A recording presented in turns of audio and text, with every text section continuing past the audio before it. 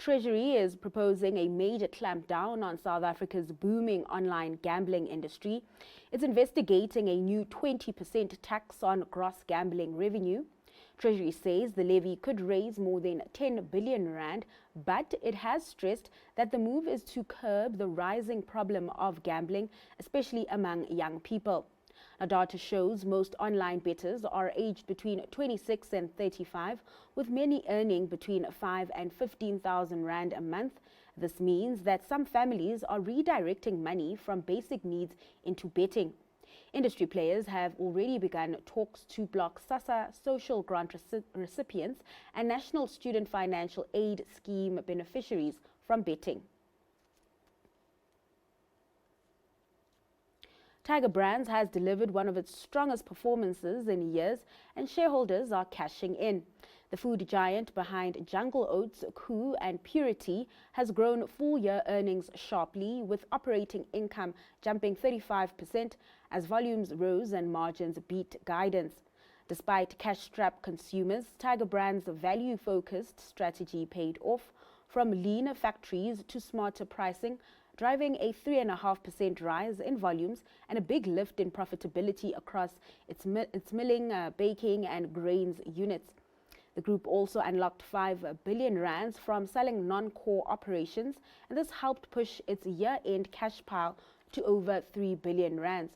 So in a major win for investors, Tiger Brands has declared a massive 4 billion rand special dividend, which will see shareholders receive over 27 rand per share.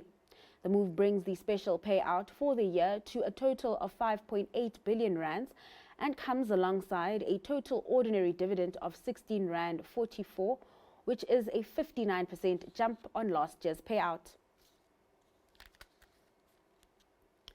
Vukile Property Fund has had a strong first half. It's managed to successfully integrate the recently acquired assets in Spain and Portugal into core operations. Now, in the 6 months to end September, the group has reported a 37% rise in gross property revenue, with profit attributable to the owners up 90% and funds from operations at close to 90 cents per share. Looking ahead, Vukile has upgraded its guidance and anticipates funds from operations per share of at least 1.73 rand and a full-year dividend of around 1.43 rand per share. That would mean growth of 9% in both those metrics. Fintech company Araxi has signaled slightly higher interim earnings. The firm, formerly Capital Appreciation, expects its headline earnings per share to increase by as much as 2% when compared to last year's restated figures. Araxi says the prior year numbers were adjusted after review of accounting judgments, lifting last year's revenue, EBITDA and EPS. Now, the latest period includes a once-off 10 million rand charge linked to restructuring in the software division. Araxi expects those actions to deliver over 30 million rand in annual savings. Further afield, China's GWM is targeting annual production of 3,000 vehicles by 2029 in Europe, where it is scouting locations for its first car plant. Now, this in a battle to revive flagging regional sales. Let's take a look at this report for more. China's Great Wall Motor is setting its sights on Europe. The automaker is scouting locations for its first factory there as part of moves to revive flagging sales in the region. It aims to produce 300,000 vehicles a year in Europe by 2029. This is the first update on GWM's European ambitions since 2023, when the company said it had big plans for the region and had begun site selection for a plant. Spain and Hungary are among the countries now under consideration, according to Parker Shi, the president of GWM International. He spoke to Reuters at the company's headquarters in the northern China city of Baoding. Chinese automakers are pushing overseas expansion to escape a fierce price war at home. But export drives have been hit by higher tariffs on their cars in the EU and other regions.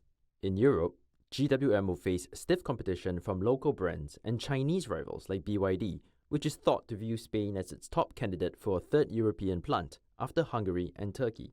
GWM's EV brand, Aura, saw registrations in Europe plunge 41% last year, according to analysts at Jato Dynamics. That's even as its global overseas sales rose to a record. Now, GWM's goal is annual sales of 1 million cars overseas by 2030, which, Shi says, will mean winning over sophisticated consumers in Europe. And factory will produce cars across all powertrains, from conventional engines to fully electric. GWM hopes to convince European buyers with models like the Aura 5 compact SUV, which is due to debut in the region in mid-2026.